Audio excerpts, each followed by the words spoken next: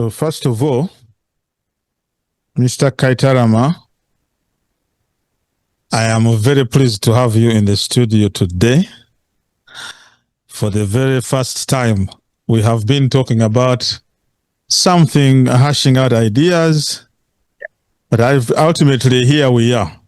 Welcome to the studio. I'm going to ask you to introduce yourself to me. I know you. We know each other, but those who are seeing you for the first time may have heard the name Godfrey, but they get to hear from you, your introduction real quick. Then we'll get into the talk. Like we said, we've been hashing out ideas and we think we want to do something for the diaspora community here. That's what we are here to introduce today. But please introduce yourself first, and then we'll get into that conversation. Thank you very much, Salaam Chigundu. I hope our viewers will understand that you are a Salaam. You are not Mr. Robert Chigundu, but you are a Salaam. Robert Chigundu. Thank you for, I will not say for hosting me, but this is something we've been talking about. We were thinking, what can we do for our communities? And finally, we came up with something that brings me here in studio, which probably you will introduce or I can introduce. I'm going to say you introduce because largely it was your idea. So let you do the honors. No, our the Tukikube media viewers have been, watching every news that you give. I always all like the updates. The random updates, whatever it is. Updates. Yes, but we discovered that we were denying our viewers, our East African, our Ugandan brothers, Kenyans, Rwandese, whoever comes from East Africa, we're denying them what is going on back home. So we said we are going to be doing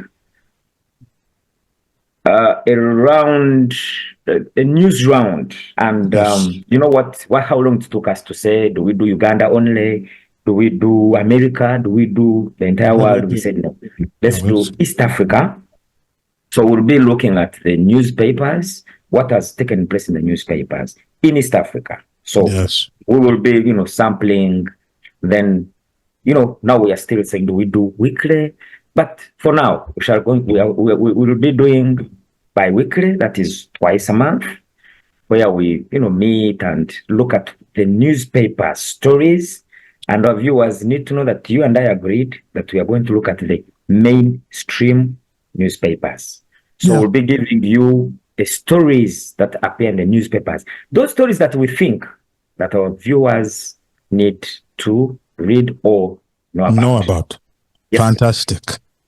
Very well put. That's exactly what we've been thinking about. And I like how you put it, that much as the random updates have been coming through, our viewers also yearn for consistent, regular analysis of the trending stories, wide range, whether it is politics, whether it is sports, whether it is, you name it. Anything that the newspapers write about, we look and peruse and identify what we think that our diaspora community ought to have paid attention to or maybe missed, and we bring it to them. And we need to add this, that we need our viewers to also be participants. So when we bring a topic, please feel free to also do your own analysis. We are not know it all. We are here to deliver. Make our own analysis, send it to you, give us your views, then the next the comments. Next whatever, then we now look at your comments. So we want it to be right to the comments. Yes. The comments. Yes. So now, as a quick opener, what has been the hot topics in East African newspapers today? I am going to say mine is very hot because Mr. Museveni gave a State of the Nation address. Just a minute. What do you prefer to call him? Mr. Museveni or His Excellency the President of Uganda? I have read in the newspapers. We all call him different things. He calls himself Sabalwanyi, Jaja.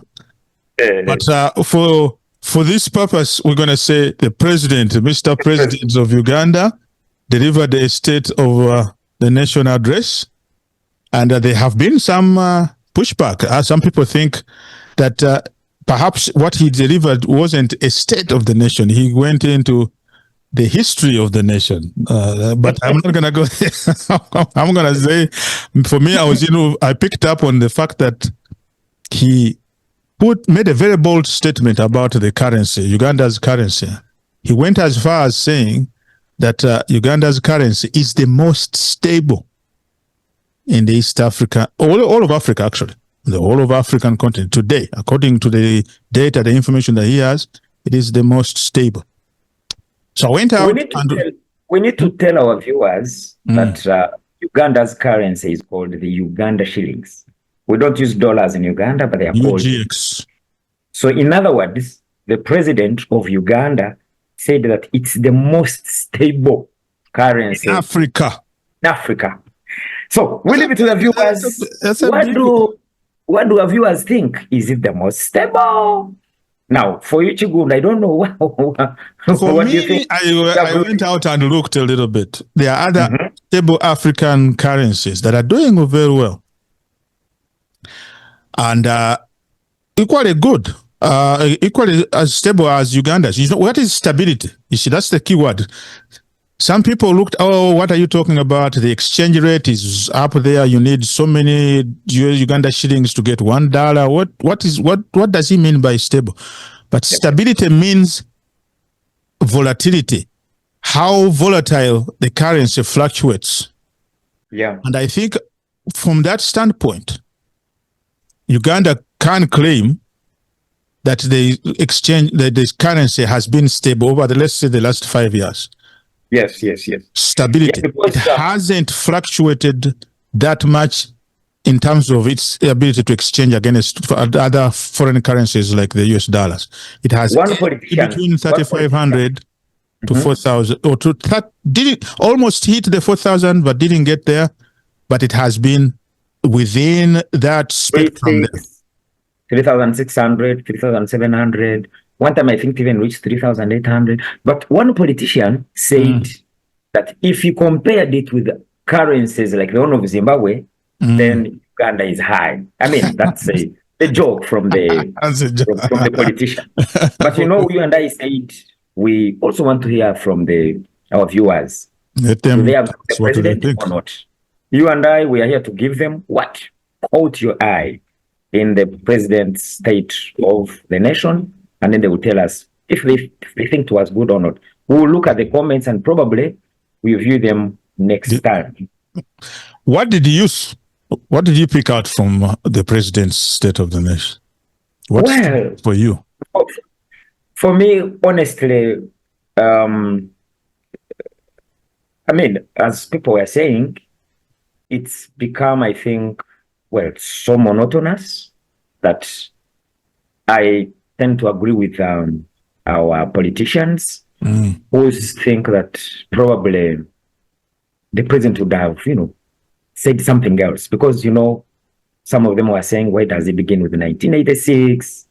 And for me, the other highlight that took my attention was when the opposition politicians boycotted it. So I was following some analysis, and one of the opposition politicians in Uganda was giving what the president mentioned. And then the counterpart said, you boycotted. Then why are you now making analysis of what the president said? That means you didn't boycott. So I said, okay. Either way, they can't have. They want to engage, they don't want to engage. So boycotting and then analyzing. In other words, you didn't boycott. I think it'll be interesting what others think. But yeah, that negates the whole idea of boycott. Of boycott, yes. So, but still, we leave it to the viewers. They let them tell us what. We are not here to break what we give them, and let them tell us what the president said. Is anything that you liked? Is anything you didn't like? And then we go ahead. Okay. Now, for me, other than the state of the nation, I was attracted by the primaries. You are aware that two political parties in Uganda, National Unity Movement and National Unity Platform, they're expressing interest. But what shocked me was the rate at which people are running to pick the NRM primaries. I thought they said NRM no longer has followers. Where are these people coming from? Has told over 2,000 people have expressed interest. Where do you think the NRM doesn't have followers? I mean, it could be someone on the opposing side. They all make claims against each other, so I don't know. But hey, you go ahead. Do you agree that no, I don't think that is too bold a claim that says that no longer has followers. No, they are each actor in that political space has some level of followers. Now you can argue about who has the most followers, but everybody has some followers. I mean, I was shocked that over 2,000 people have expressed interest, and you know how much MPs are paying? 3 million. If you want to express interest, 3 million. On the other hand, non-refundable. Non-refundable. Okay, so it's the primaries have hit the stage, and you see, we can hear the political heat is now becoming hot and hotter. The temperature is going up. Yeah, the temperature is going up. But we wait to hear from other political parties. But nope, I have National Unity Platform. I've seen they are also busy picking, and we wait to see who comes and who doesn't come. But for Noop, I'm told you don't pay. Is that true? When you want to express interest? I'm not very factual, so I'm going to step back on that one because I have not looked closely. It sounds like, I don't know if they can pull it off, meaning anybody who wants it, it would get chaotic. I think there has to be some level of financial commitment. I wouldn't believe that it is completely entirely free for everybody who wants to pick up form. Yeah. I don't think that's feasible. Okay, that is at least that is something that we picked, but we can, let's say what our viewers say is, do they think that the NRMs who pay 3 million and other political parties who don't charge, because we are told that, I mean, again, you said it depends who has said it. Some analyst was saying it's because people express interest because they want to be identified with the ruling party. It's not that they love it or they are members, but they want to be identified with. Okay. So some of them think it's probably a job. So the other something that caught my eye. The DP. Can I say election? I don't know which one. Oh, that one was. Well, for me, it was interesting where they chose to do this retreat. It is in Uganda, I would say, they went somewhere and decided to hash out their issue, and they have been missing. They've trying to determine who their next leader is going to be, but they chose to go to a part of Uganda, and they created chaos. I don't know whether they anticipated and chose that in mind, the region of Uganda, and why? Did you know why? Did you ever look into why? Why Mbarara this time? Was this the first time they have been there? I don't know the history here. Maybe I'll be interesting to see what the viewers know about the history of these engagements for the DP party. As the viewers, of course, give us their opinion, I, of course, heard one person saying the reason why they chose Mbarara. You remember that DP stronghold man called Boniface Byanyima, the father of Winnie Byanyima? So that's where he was born, and I'm told they are strong. DP, its slogan is DP Egumire. It is in the Runyankore, meaning that it is very strong. So it's a Runyankore word. And I think they wanted to identify themselves with the Mbarara team. Owner, Mr. Boniface Byanyima. All right. Yes, Boniface Byanyima. So maybe it could be that. But again, it can also make sense that if it was in Kampala, probably it could have been more chaotic. Then I also had somebody who was saying that the distance from Kampala to Mbarara between 4 to 5 hours. Cut down the number of chaos goers. Yes. How do you export? They didn't expect to export chaos to Mbarara, but it happened. It happened. And the highlight of this is I don't know for you, what did you see? Me, I got stuck over there by the fact that I saw ballot boxes being picked up under some heavy-handed security operatives and being rushed somewhere. I don't know that, what do I call it? The credibility of the process remained anything other than tarnished. Because the idea that you have ballot boxes being picked up under blows and heavy words and being ferried from one location to another, I think that tainted the credibility of the outcome, in my view. No, and actually, at that point, I lost it. They were picked from where the voting was taking place to somewhere else where they wanted to count them. And the reason which the newspapers quoted were that they anticipated chaos. So they wanted to count them in a quieter place. But what happens in between? How that transition there, that tarnishes the credibility. But that's me. Yeah, no, you're right. Of course, it's not for me and you, it's for our viewers, but what they have to tell us. But you see, there is something that also came up largely was the election of the Electoral Commission chairman. When they nominated him, elections were closed, nominations were closed. So that's why we saw a lot of chaos.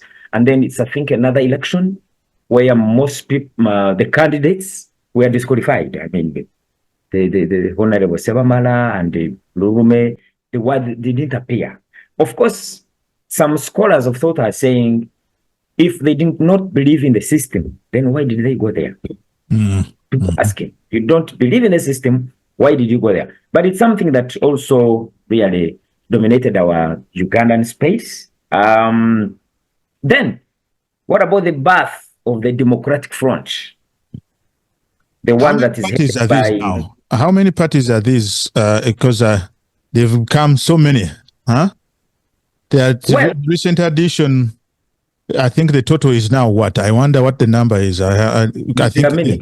There are many. I know there are so many, but the ones which were told that there are over 20. But the coming of now 2 political parties, the Democratic Front and the PFF. People's Freedom Front. Freedom of Front. That one. That is being headed by the Katonga group. That is the one that has Dr. Kiza Besigye. But you remember, and also what also caught my eye was, remember PFF had said that FDC in Katong, in Najana Nkumbi, they wanted to dissolve it. Dissolve it. See? Now, for the first time, our minds are meeting here, because that's exactly what I was thinking about too. If the whole contention was, you are illegal, you have to be dissolved, we've moved to Najana Nkumbi to Katonga. So exactly. Why, perhaps they determined that battling that is going to take too long, better to just start another party and leave the other one in limbo. And the Electoral Commission, where did the Electoral Commission ultimately wind up? They still look at Najana Nkumbi as a valid entity. They never did register. As of today, FDC of Najana Nkumbi is a political party on its own, and then the PFF of Katonga is a political party on its own. But, so the Katonga group, instead of saying, you have to dissolve, we have dissolved you, because they said we have dissolved you and we have the power to dissolve you. Exactly. So, but I am still eager. I want to know whether FDC of Najana Nkumbi is no longer there. Or, so it's something that probably will tell the viewers, they can tell us. Because, I mean, when they came up, they said, from what they received from the meetings we are having, the entire country, they were told to dissolve FDC, National Kumbi, and have PFF. But we have them now. Both of them are there. And the Electoral Commission is still mute on that. Because the Electoral Commission is supposed to guide ultimately. Electoral Commission may not come out to say something because these are independent political parties with a different symbol, with different ideologies, different people. So maybe we want to know what the viewers think and why did these people. The Electoral Commission is not going to it's none of their business. For them, let them sort it out. I guess that's the position. But we'll see what people think. Yes, but we also see the Mpuga Democratic Front, where we expected. But for the Mpuga fact, the Democratic Front, you see now, you saw the Bwanika, Honorable Wanika, everybody now moving to the Democratic Front. But there's one person that is missing, one figure, Honorable Joyce Bagara. Do you know that now she's I don't know, because they expected her to be in that party, but I think she has remained in NUP, National Unity Platform. So I don't know what you think. What do you think Honorable Joyce Bagara is planning? I hate to go out on a limb, but I think if I try to say something, I might be attacked for saying this, but I'm not gonna say, because who knows? She might be setting a trap. It could depends what they do with her. Might either make her popular, and she thinks she may be looked at as this might enhance her popularity. I think by staying where she is, she's hoping that this will enhance her popularity. That's right, I think, but others might see it differently. But I'm thinking she's looking purely at this as a move that will keep her in the news cycles. Everybody, like now, we are talking about her. This enhances her popularity. Either way, the outcome, at least she would have gained a lot of popularity from just being an actor that is being talked about. Whatever way it goes, it's a question that probably will be answered. If she decides to remain in NUP, we'll see.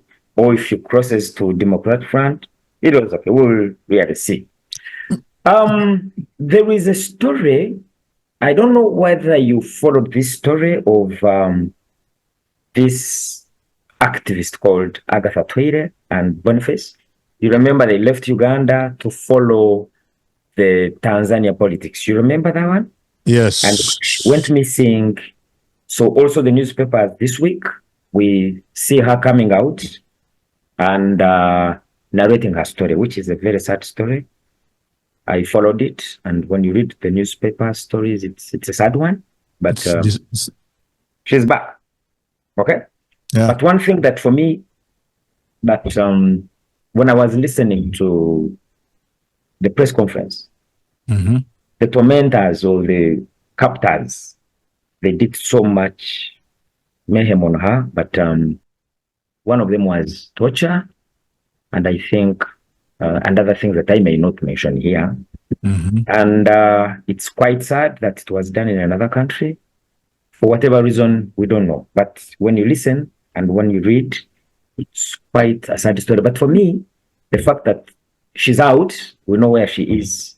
It's a good thing. You know that activist Agatha Twaite? I hope you know her. Yeah. So for me, I was like, this. I thought a bit from a regional standpoint. What does this mean for regional politics? We think East African, because the hope of many is that we will one day get to political union. Yeah. But looks like the countries are still far apart in terms of how they practice politics, tolerance for those who are in dissent and others, that political union is still in a very long distance away from us. It is we're not going to get there in time soon. Yeah, because remember, we are recovering from, I don't want I don't want to say the kidnap, the arrest of Dr. Kizza Besigye from Kenya to Uganda. He's now in the courts of law. Then before we know it, Agatha Twaire is and the picked Kenyan from counterpart. Tanzania. Yes, now Tanzania. And now you see we are moving within the East African community. So it's something that, well, maybe needs to be addressed, because when you follow what happened, it's something that, I mean, there are more questions than answers. Yeah. Because she said she had booked an air. Tanzania is saying, don't come here, don't interfere in our politics. People coming to just attend a court session. Yes. How is that interference? So for me, it takes me back to how far apart we are. Our politics is that the union is not going to happen anytime soon. Political union. The East African integration, we may still be, a long way. Stay at economic integration, maybe share some customs union and maybe open the borders for a few people to go back and forth. But political union, which is ultimately the goal, is in the distance. We are still not there. This was, at one point, I was hopeful that maybe we're coming close, but it looks like we're still far away from that. No, but we have good news. I have good news. There's good news from Tanzania. You saw the longest bridge. Yes, that was constructed by Tanzania. And you know the name they gave it? Magufuli Bridge. It's now believed to be the longest bridge in East and Central Africa. But you know what, when I was looking at this story, for me, what caught my eye was, it was built by the Tanzania taxpayer. There's no single loan from anywhere. No borrowed money. They didn't borrow. The longest bridge, no borrowed money. Wow, it's such an achievement. That's remarkable. That's an achievement, because part of we struggle with on the African continent is financing for capital infrastructure project, large-scale projects, infrastructure particularly, and other operations, whether it is mining resources from the ground. Finance is still our struggle for, and while we strive to wean ourselves from imperial influence and modern day imperialism, we still yearn and go into trying to borrow money from the imperialists. So for Tanzania to pull up such a large project without having to borrow externally is remarkable. So the recent clashes between, for instance, the government of Uganda and the Western world, like money, the cuts and whatever, you had when they were coming out and say, we don't need your money, but before you know it, money comes in and it's questioned. But Tanzania, the Minister of Works claimed, he said they used their money. And as the lesson for the East Africans is that if we put our money to use, if we really were focused, then that means we can finish our problems. African problems should be solved by Africans. Problems, yes.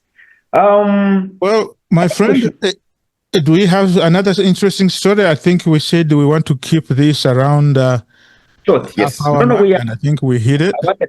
I wanted us to end on a sad story of the young man who lost his life. Usually we end things on a good story, but I guess we can't avoid it. Yeah.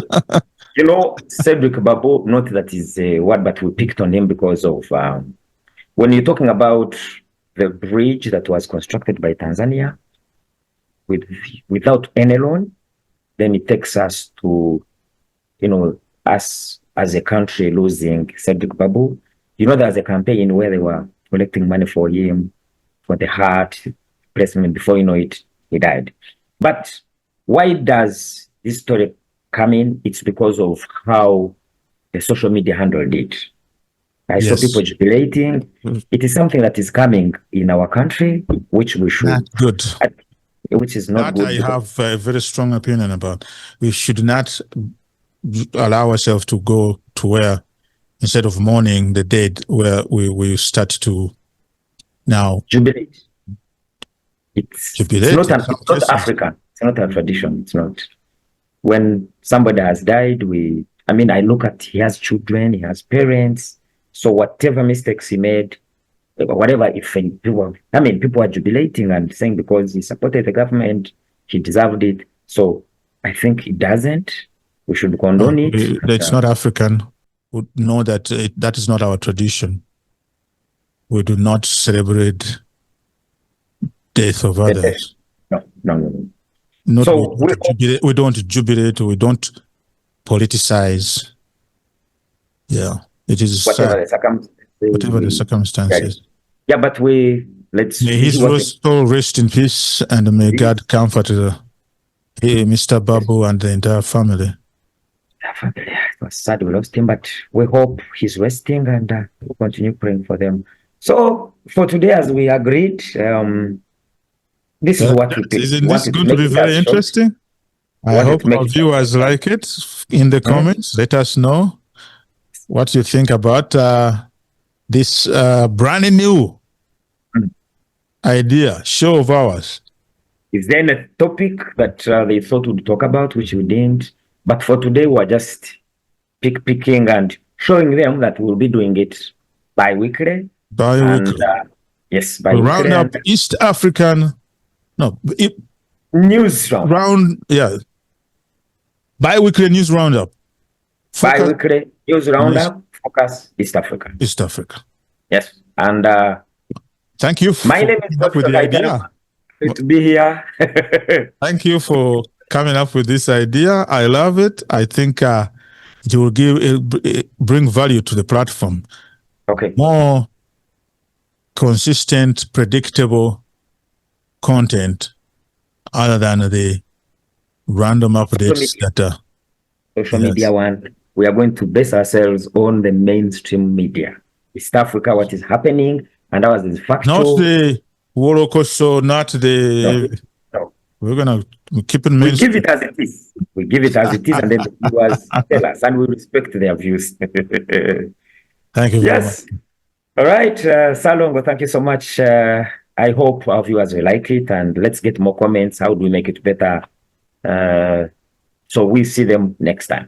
Thank you. See you next time. Bye-bye. Right. Akatare Keka. We have a community event coming up here. Uganda Catholic Community in Chicago. Uganda Matters. I know you are involved, so I think I have to seize this opportunity to ask you to give a quick update. When is this year, Uganda Matters celebration in the Catholic community here in Chicago? What are we doing, and when are we doing it? And anything that you think our viewers should know about too. Thank you so much, Chigundu Salongo. The Uganda Catholic community in Greater Chicago celebrates Uganda Matters Day every June. But we celebrate it in a special way that we have mass, and then afterwards we go for a picnic. So in mass, of course, we remember the Uganda Matters, and it's our usual mass in our local language, and it's something that, but the difference with this mass is that we celebrate it at Mandaline Seminary, but our usual masses, which are on the fourth Sunday of the month, we celebrate our masses at St. Edina Catholic Parish. This one is going to be celebrated at Mandaline Seminary. And this mass will begin at 11 o'clock, not the usual 1 o'clock, 11 o'clock. And we are looking at hosting about 200 people. What is special about this Uganda Matters celebration is that it is now a community event. Muslims, Anglicans, Catholics, even atheists are invited to come. It is the way we begin our summer. We share drinks, we share a meal. It's a picnic. So if you know you are good at roasting meat, please come. If you have anything to offer, please come. So it's an event, it's a free event where we even ask for contributions. And the meetings began. We want to have mass animated by us.